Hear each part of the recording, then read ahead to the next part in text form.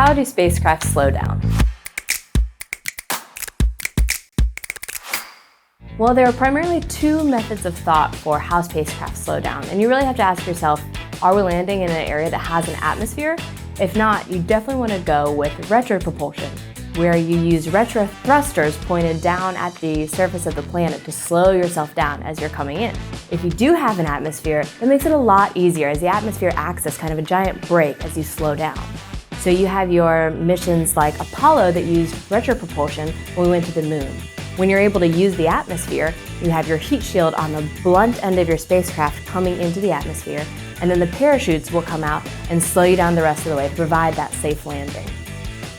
Here at NASA, we're constantly developing new technologies to help with that entry, descent, and landing, or EDL. Some of the trick in entering atmosphere is when you do have it, but it's really thin. One of the technologies NASA is developing to handle those is called HIAD, Hypersonic Inflatable Aerodynamic Decelerator.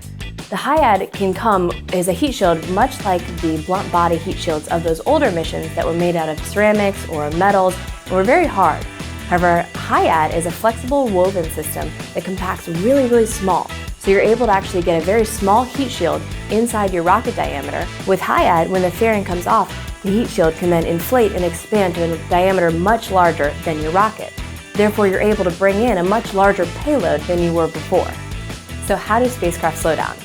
You have retropropulsion, you've got your rigid aeroshells and parachutes, and coming soon, we've got these inflatable heat shields.